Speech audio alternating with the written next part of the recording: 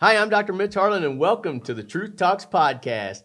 Today's episode, I have Nate Big Easy Lofton, and I don't think the camera's really going to show how big Big Easy is. Big is a big man. How tall are you? I'm 6'9", over 300 pounds. I'm retired, so I can't tell you my weight.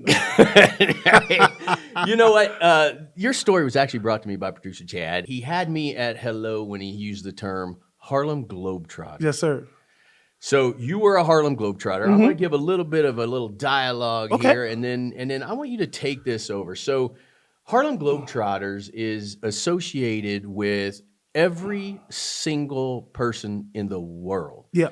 As kids, I know in my high school, it was 5th grade. It was a 5th grade trip that they packed us up on a bus. They shipped us up to Kansas City to watch the Harlem Globetrotters.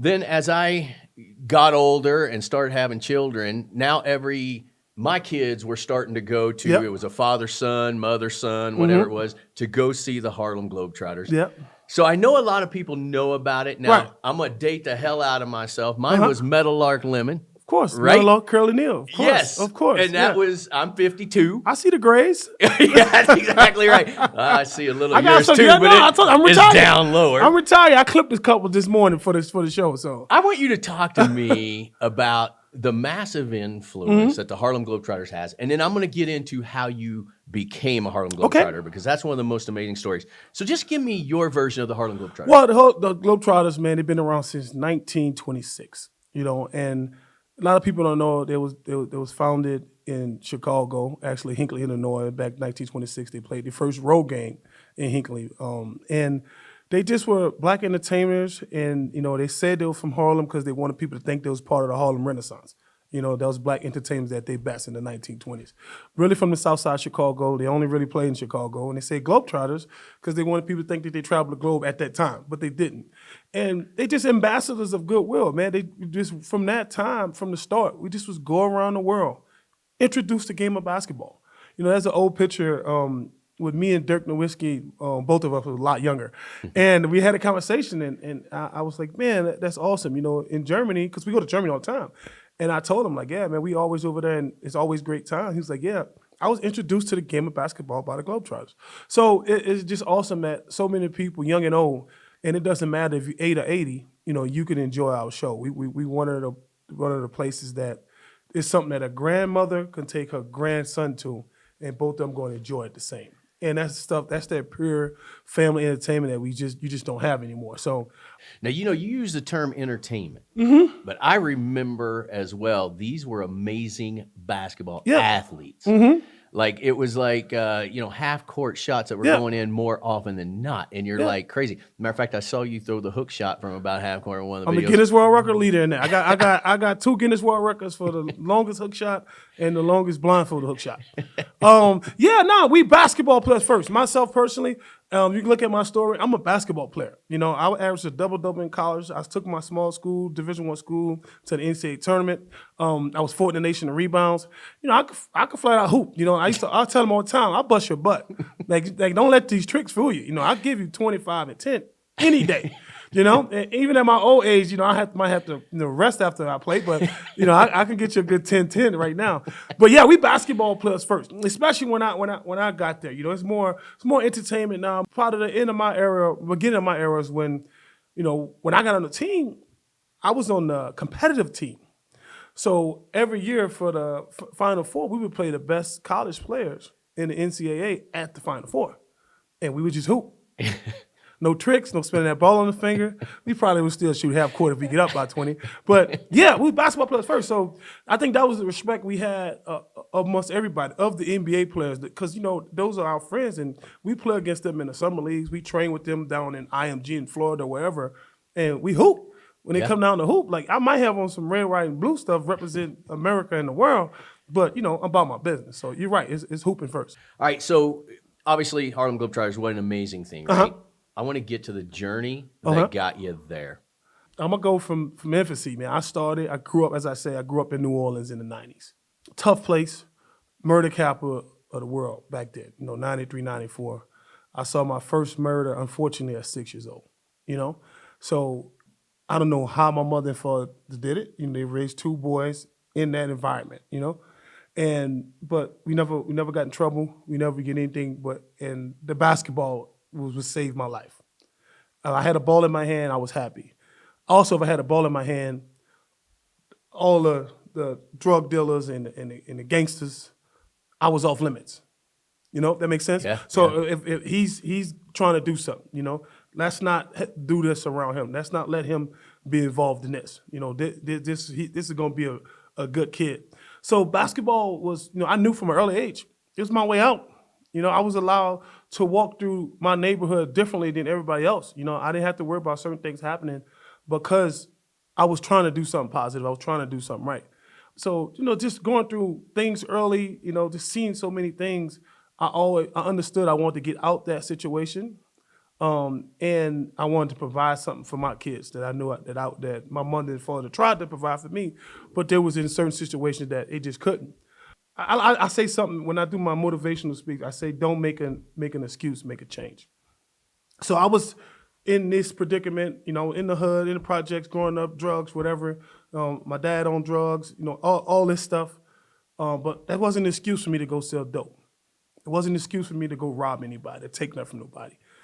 I'm going to make a change. I'm going to figure out what I have to do for my kids not to have to do this, right? Yeah. So that's my story. That's the infancy of it. That's how it starts.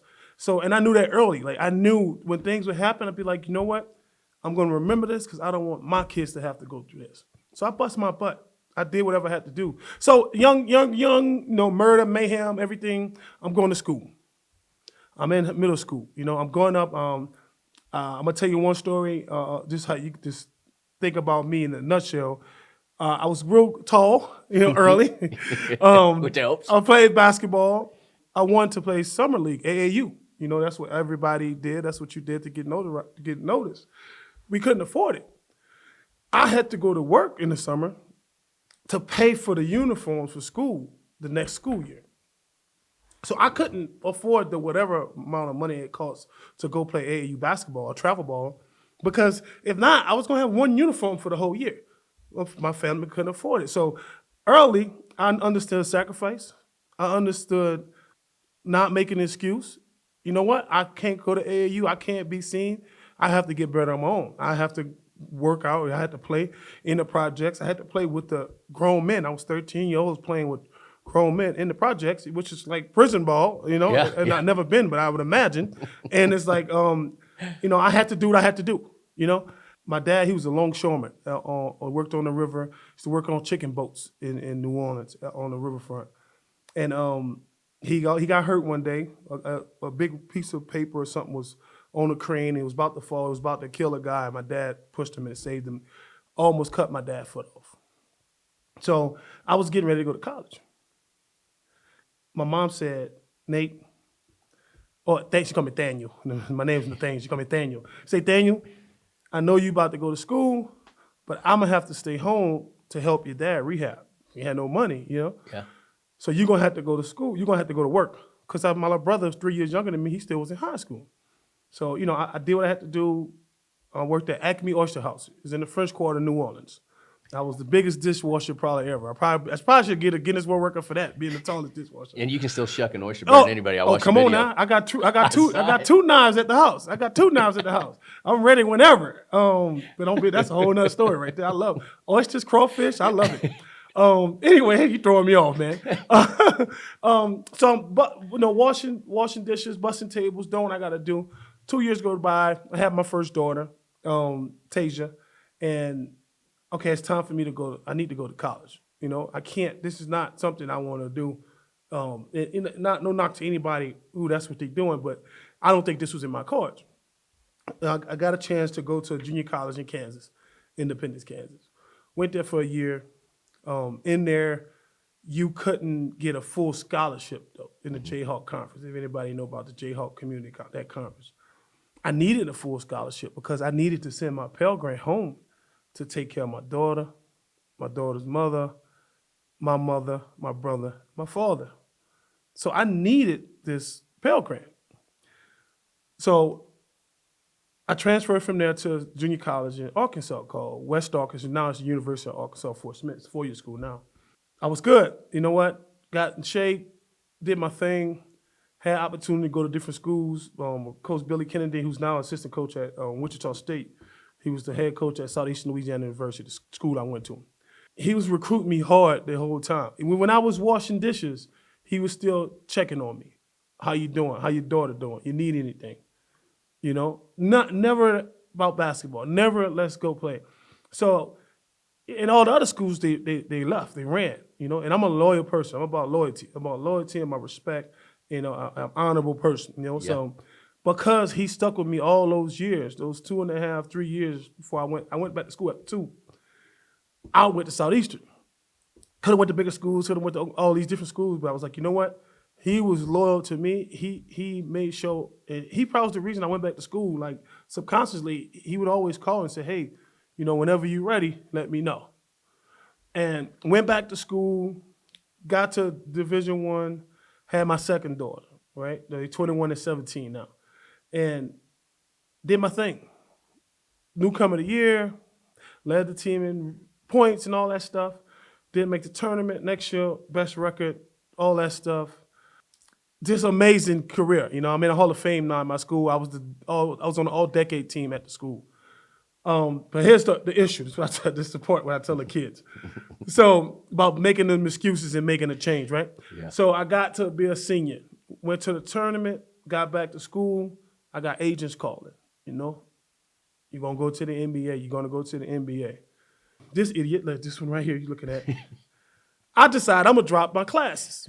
I'm not going to go to class. I'm going to work and go to the NBA. I ain't had that many more classes. You know, I could have did both of them, you know. If I just would have came to class, the teachers probably would have passed me. If we're going to just be honest. You know? You got the NIL rule. Now we can call it spade a spade. But I decided, no, I'm going to the NBA. I don't need a college degree. Dropped out, got hurt the next week. Too late for me to come back to class because I hadn't been going. Then I withdrew. There's a withdrawal went through. I couldn't get back in class. So now I'm hurt. Draft coming up. No degree. So my family devastated. You know, my mom and them devastated. All the stuff that, you know, they've been through, even though I was living in a certain way, I was going to be the, you know, first in the immediate family to get the degree. Coming home, I remember like it was yesterday, August 28, 2005. Coming in, and we going down I-10 into New Orleans. We the only car going this way. Every other car's going that way. So I asked my father, I said, Daddy, what's going on? Where everybody going? He said, well, they got another hurricane coming. I said, oh, okay. He said, and, you know, my dad was one of those where it's like, well, we're going to be all right. You know, it's going to do what it always do and pass through. We haven't had a hard hurricane since Hurricane Betsy. And that was the attitude they always had every time a hurricane would come. And now I know the reason why we never left, because we couldn't afford to. Yeah. Couldn't afford the hotel. We had the gas money to go nowhere. There was no, just had to. Most people, when you look at hurricanes and stuff in these cities, and people who not from there, and you see, like, why they don't just leave? Why they just don't go and get a hotel? It's like, nah, that a hotel for a week is probably equivalent to 18 months of rent. Yeah. In the projects, you know? So as I got older, I understood that, because I was up like, why we didn't just leave? You know, like, let's just go. So hurricane hit, next day, the levees broke, water's up to my waist. Got my little kids on like a little raft. We about to go into the Superdome. Superdome was, you know, out of control. It was no place, you know, you should be, you know, at that moment. So I talked to my dad, and he got an F-150. And he was like, we're going to have to try to get out of here. I said, let me call my brother and see where my brother's at. My brother and his family went to Houston. And he said they're giving out Red Cross gift cards. We don't have no money, so we need it, right? Talked to my agent. My agent, he was gonna pay for the hotel room. It was really supposed to be like, you know, 4 of us. Wound up being 13 of us. 13 of us in the truck. My dad driving, women and the kids on the inside of the cabin. The men and boys on the bed. Yeah. We drive from New Orleans to Houston. And what's below me a 5 hour drive, turned about 8 to 10 because traffic. Everybody going to Houston. Yeah. So we get there. We in Houston, and what we gonna do? We got my agent paid for 2 motel rooms, 13 of them. So my homeboy, they look around. They was like, man, we need to go do something. And it was this was my life right here. This is the moment in my life where a decision was made. Don't make an excuse, make a change. They had to go do something. Everything that came up was illegal. Nothing was legal. Everything was illegal. It was either drugs, whatever, taking something, stealing something, that was the plan. And I was like, man, that's just not me though. Yeah. That's not who I am. I was raised around it, it's everywhere, right? That's never who I was, right? So I couldn't go sell any drugs. I don't know how to sell anyway. I'm gonna wait till I'm 24 to start selling drugs. Be the shortest career ever, Be in jail the next morning, right? So I'm just 6'9" on the corner in Houston selling dope. Like, no. Guinness World Book of Records, the worst criminal ever. Yeah, worst criminal ever. I'm sitting up there with some green Timberland boots on. That's all I had. with some shorts on, trying to sell dope in the middle of Houston. Like, that was going to be an idiotic move. So I was like, nah, man, nope, I'm not going to do that. I'm not going to make an excuse to go do something bad. I'm going to figure out the change I have to make to get us out of this. I'm going to have faith, and I'm going to figure it out. And so we stood in line for the gift cards, and, a lot of organizations was doing a lot of different things. A lady paid for our bill at Walmart, one time. She was in front of us. She knew we was coming from Hurricane Katrina. It was like $270-something the bill. We only had like $150. I want to stop you right there. Go ahead. Okay. I'm sorry. No. This is my favorite type of podcast, man. You're just rolling. I love it. In a previous video that I had seen of you, that was an incredibly emotional moment for you. Yeah. What was happening in that moment that was so emotional? It was my first. So my wife's I'm gonna tell you my wife's a child psychologist, right? And she think I'm a child. So she tried to diagnose me and study me, right? I think I'm her biggest patient. I had never, ever, told a story I'm telling you now, I usually couldn't get through it like that. That video you saw the first time I ever got through it, got to that point and said it, and I was there though. I was on the block where I walked down and pushed the F-150 because we didn't start the car, it was water. My dad said he gonna put it in neutral. We push it. When we get to the dry land, he gonna start it up, which was genius because everybody else was trying to start it up and the water just was going, right? So I was there, and it was my first time, I went through Hurricane Katrina. I usually just skip through certain stuff because I never dealt with it. My wife is big on, of course, mental health and dealing with your trauma. Mm-hmm. So I had never dealt with it. And so when I told that story, that one particular time you're talking about in the video, I was really just healing, because it was tough, man. It was tough and I had been holding on to that for all those years. Like, I cannot watch a movie, documentary, or anything about Katrina. Man, I remember seeing, and I don't know if I said this before. I remember, there was people was dying. They was just tying the bodies up to stop signs. I never dealt with it. I never talked about it up until that point. So. It's like therapy for me to tell it. Now I'm more vibrant, I'm more happy because I can talk about it freely, So every time I talk about it, it's like it's more like weights jumping off my back. So that's why I was so emotional with it. I just never told it in depth. And that day I was standing on the ground, So let's go back to that time then. So here you are, it's Katrina. It's all happening. So you decide you're not going to do drugs because. Not going to sell, not do. Not going to sell. do right. Either. But not going to sell any drugs, not going to do anything illegal. And drugs wasn't like the thing, but that's the quickest way to getting some money illegally. My agent called me. He said, Nate, the Globetrotters in town, they went to NBA. They going to do a charity event to support the victims of Hurricane Katrina. I like to say survivors. I don't think we were victims. We were survivors. And he was like, you want to go and hoop? Like, hell yeah. Like, that's 13 people in 2 motel rooms. I wanted to go do anything. You know what I mean? Like, get me out of here, right? I wasn't sleeping. Me and my brother would sit out. Me and my brother and my homeboy Tyree and we'll sit outside the room all night, fall asleep sitting up because, it's 13 people, 2 hotel rooms. We can't, Yeah. you know? And I was like, yeah. So I called my guy, Sharif Abdul Rahim, used to play for the Grizzlies and Sacramento Kings. I called him and said, hey, man, I need, you can help me out. Because he was like, if you need some, call. I ain't call anybody. Like, Globetrotter having a little workout, I want to go play.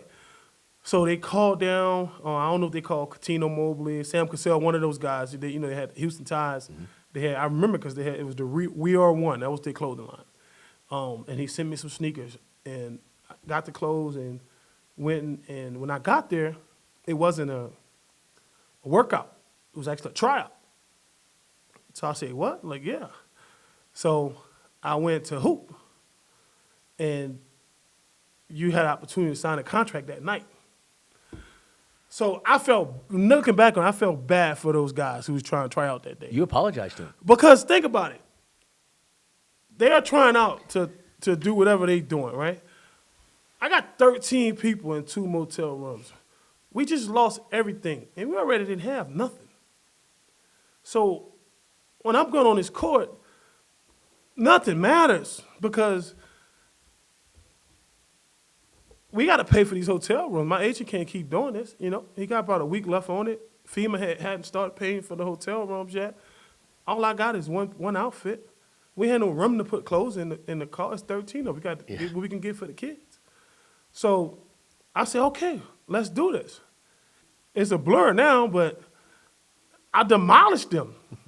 Like, you have a chance. I wasn't missing nothing, And, I apologized. Like, hey, man, if it came off any kind of way, I apologize for how it came off, but I don't apologize for what just happened.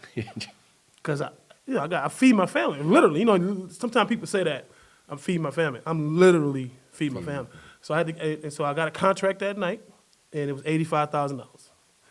It'll probably take my mother and father 15 years to make $85,000. When would you get that money? So what they did was they gave me I was on salary. And he did something real cool. Manny Jackson. If you look up Manny Jackson, he was the first African American to own a sports team. And if you look at the NBA in the Hall of Fame every weekend, every year, there's a Manny Jackson Award, humanitarian award. But $85,000, you'll get it when 2 or 3 weeks. But he gave me, I think it was 12. He gave me a $12,000 move-in bonus to move my stuff. I ain't had nothing. Well, you had 13 people. I had 13 people, but I ain't had no clothes and no furniture, and all that was underwater. So it was he knew that though. That was a gift. Yeah. Like that was a gift. That was a way for him to give me that, and it looked legit, but it was really just like here. Yes. And I took that and we put everybody in condos, apartments, or whatever, townhouses, make sure my mother and them was good. And the Globetrotter was there. It was based in Phoenix. So I moved to Phoenix, me and my 2 kids, we went to Phoenix.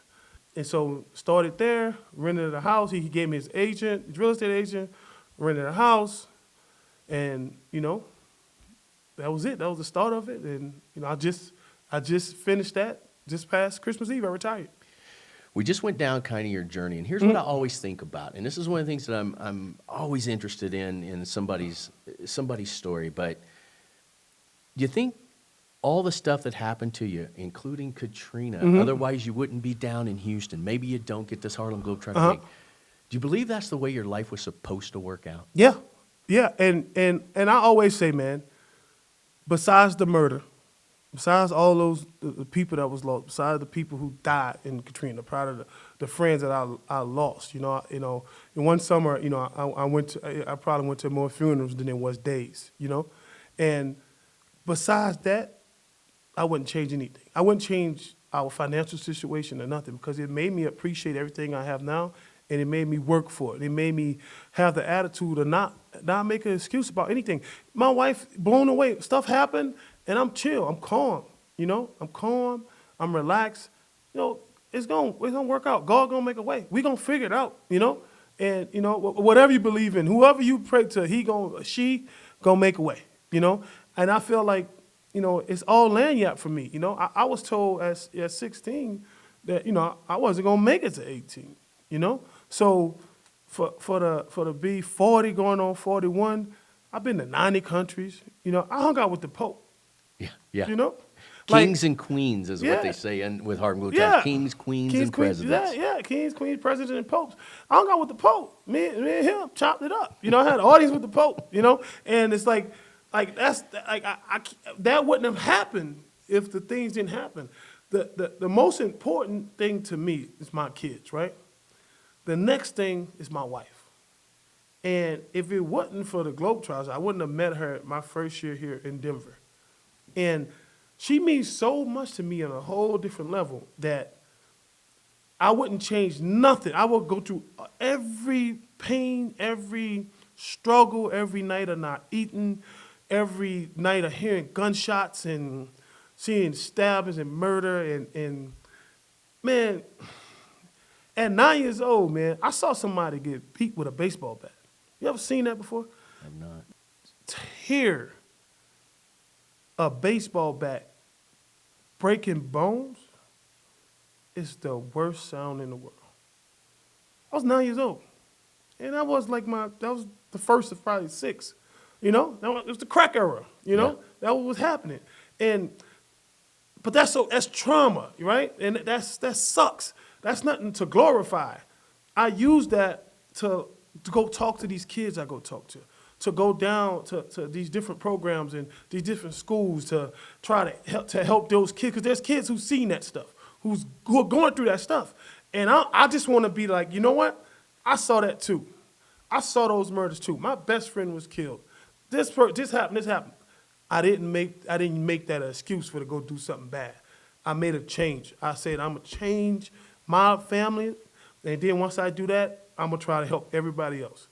I hear that story, and that's actually what the Globetrotters are about. Yeah. And it's almost like it had to be. Yeah. Like, if you went to the NBA, would you still be this guy? Did all of this thing leading up to this make you a Globetrotter so you could be an ambassador to the world? Man, you know what? I like to think I'm still who I am as a person, but a big part of who I am is because of the things I went through and the people I've met along the way. And like I say, most importantly, my wife. Yeah. Because even though I wasn't selling drugs, I wasn't doing none of that stuff, I was still from the projects. And that still was in me. And I was rough around the edges, Yeah. And so I may have not never murdered, shot nobody, none of that. But I fought my butt off because I had to. I had no choice. I couldn't walk through that driveway to get to my house if I didn't fight. Or just because I was from this project and I went to this school, I had to fight because I lived in this project. Why are we fighting over a project? None of us don't own it. Yeah.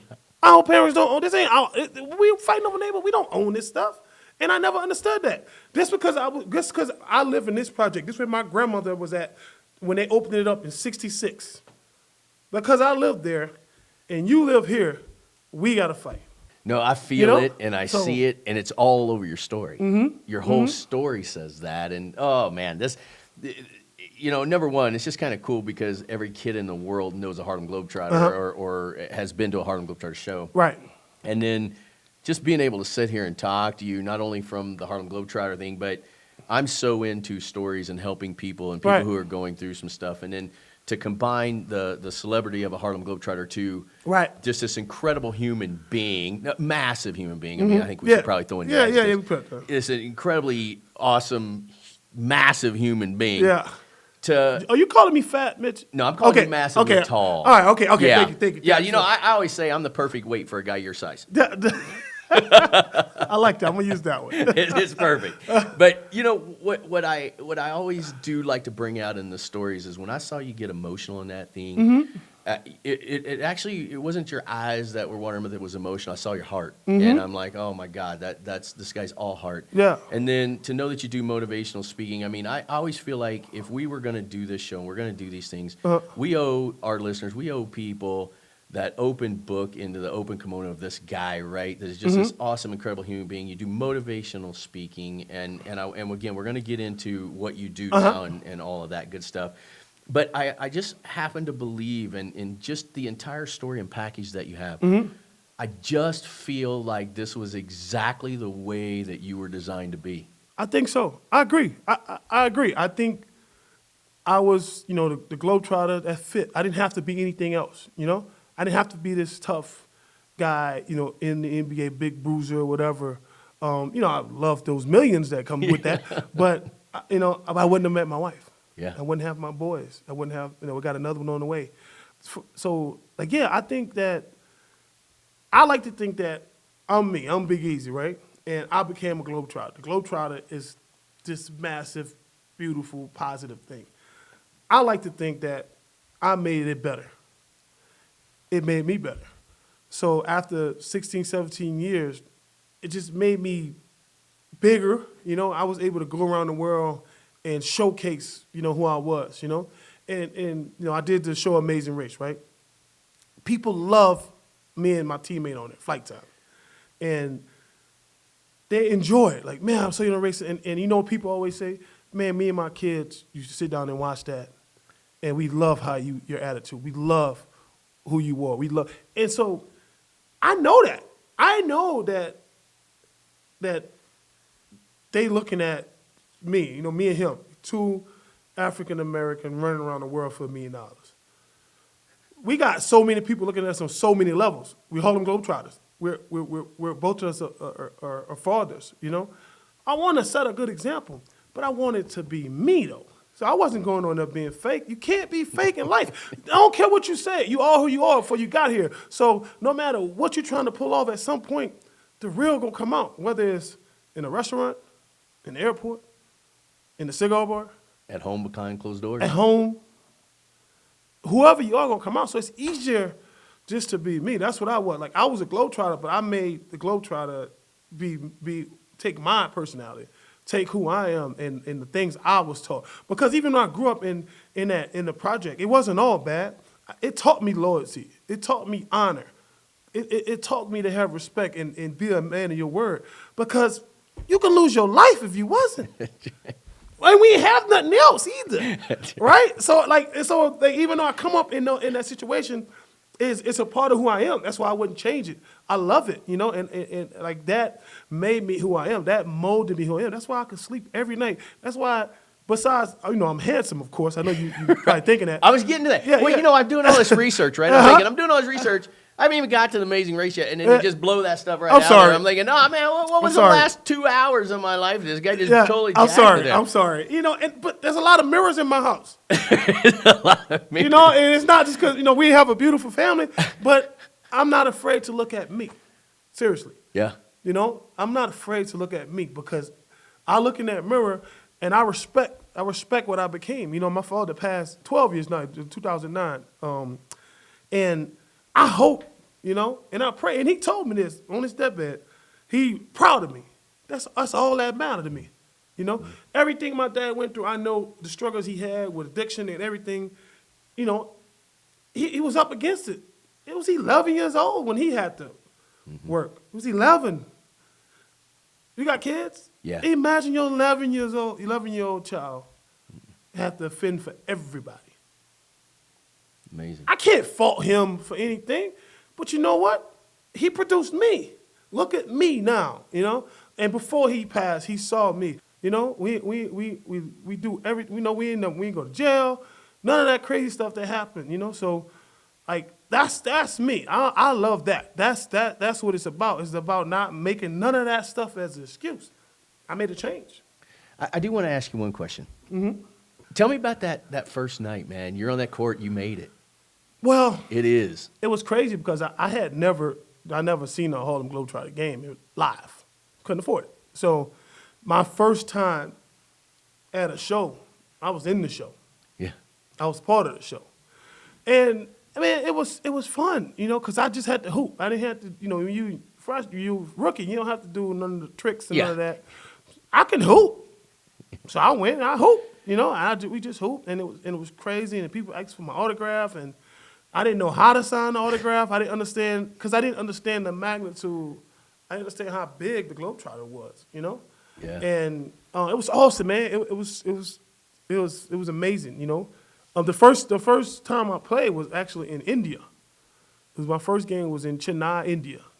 And just to go, and it's crazy. So that was like, I got with the team September.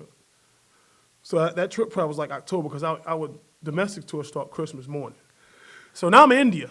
You know what I mean? And one thing I said about India, coming from Hurricane Katrina, I mean, Chennai, India is hot, whatever. And this was made me appreciate life, right? I just went through all I went through in Hurricane Katrina. Lost everything and all these things. Those people was living that every day. Every day over there is Hurricane Katrina. Or whatever your tragedy is, whatever is devastating you in your life. Yeah. Every day, that's how poor these people were. But they were smiling. They were happy to see us. They were so nice to us walking down the street. They have nothing. And I was like, man, like, these people living in Katrina forever, indefinitely. You know? And so it's like, and that was my first game, though. So seeing that on the way to the hotel, coming from the plane, I was super pumped to go and give them a good show, you know? Because the government had paid for us to come over there. It was like free tickets for everybody. And so it was awesome, man. It changed my life. It was like a addiction. It was like a drug. It was something you wanted, you know? And I was always chasing that high, you know? And I said whenever that led up, I would stop, you know? But it never did, you know? Always to my last game, and when I knew my last game, you know, and it never did. It was awesome. So let's jump into where you are now. Uh-huh. Right now, wife is pregnant, so she not sleeping well, so you know that mean I ain't sleeping well. No, I'm joking. I'm just being serious. Love my baby. Dr. Amy Lofton, that's my wife. We got another one coming up, April 2nd, a due date. So I'm excited about that. That's part of the reason I retired, you know. Coaching my boys. You got a game tonight, game tomorrow, game Sunday. He play every day. He loved basketball. You saw the video. I just literally saw him put up 88 points in no time at all. And I'm a real estate agent, man. I'm a real estate agent for Remax Momentum here in Colorado. Knock on wood, got my first deal under contract. Haven't said that to most people. I haven't been crazy about it. Chad was in there that day when we was getting it done. So Chad was probably my good luck, man. I got to bring him everywhere. Every time I have a put off in, I'm going to call Chad first. So hopefully that closed when it's supposed to close. And just working hard, man. And I'm a motivational speaker. So I just went down to the Fellowship of Christian Athletes, and I spoke for them in Colby, Kansas last week. You know, once a week right now I do a camp for a church up in Longmont. Just basically giving back, you know. You know, it's not really no money being made from it. It's giving back. I had 20 kids last night. It was awesome. It's fun. You know, they enjoy it. You know, they get to, you know, I like letting them touch somebody who's done what I've done, because I don't take myself that serious. I don't look at myself as this celebrity or whatever. I am a poster of this what can happen if you don't make that excuse, if you make a change. So that's why when I agree to do stuff, that's what I want to do it for. And I also I do personal training, and I do my regular big camps. I got one coming up at Paul Durda up at the Rec Center. So just doing that, man. Just doing that, doing real estate, trying to help people. You know, just trying to continue to be part of helping kids, helping out the community, and you know, helping people reach their dreams. As an entertainer, as a Globetrotter, that's what I did. You know, I went out there and I always knew it was somebody's first time seeing the Globetrotter. Like, let's say you got your grandkids, you going to tell them, man, I saw Mellowlock in 19 whatever, right? Yeah. So now I want them to be in 20, 30 years from now, I want them to be like, man, I went and saw Big Easy in 2000 and whatever. That's my thing. And so that's why I'm still in. I still want to be the person that helps, you know, like I got this family who got under contract on this home. You know, it's their first home, you know.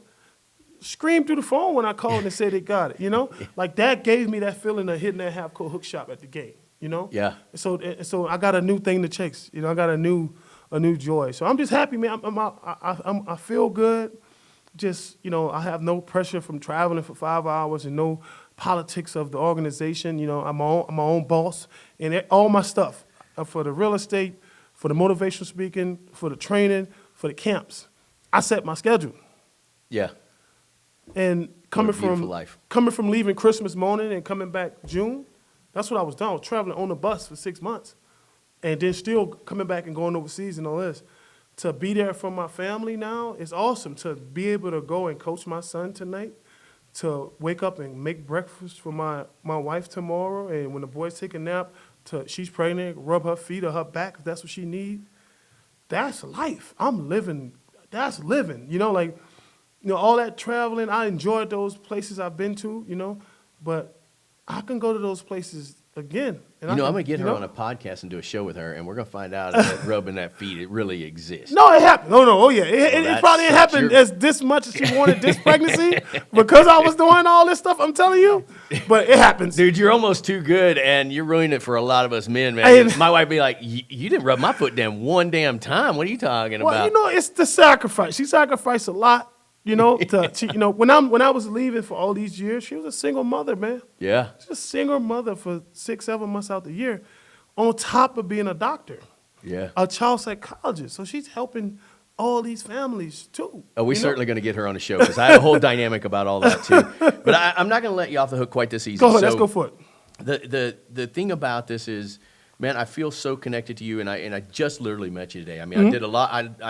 You didn't let me do all my research, but if you would have let me do all my research, I knew a hell of a lot about you. Producer Chad was really adamant about just, oh my God, this guy's just an amazing human being. And, in this hour or whatever we've done, amazing human being. I believe, again, there's this whole pathway. There's a reason we're sitting here today. Yeah.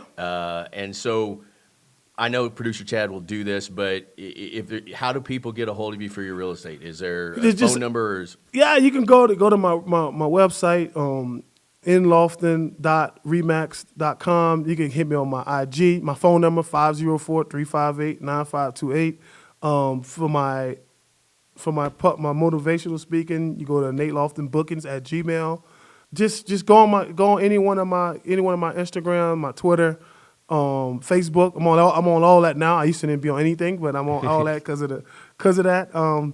But yeah, man, go on there, shoot me a message. I love to help them out any real estate needs or motivational speaking with coming talking to the kids. I'm all about it.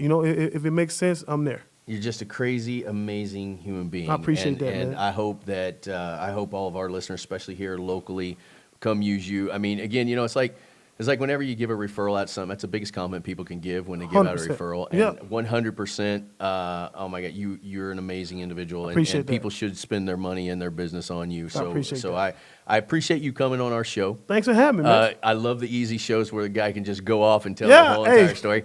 But I need to know, do you have floor-to-ceiling mirrors? What the hell kind of mirror do you have where you Man. can see that whole damn body? Well, that's called a strip club, Mitch. Come on, right. man. I forgot. It's a family show. Well, I tell you what, Big Easy. My man. Man, this was so good. I appreciate you, man. everything. I appreciate you. Everything. Yeah. And we're going to do something again. And I would like to get your wife on here because we run all kinds of episodes, all kinds of shows. Yeah. And I am going to ask her. No, that's fine. I'm sure she would enjoy it, man. She good people. She's a smart woman, man, and she my rock, man.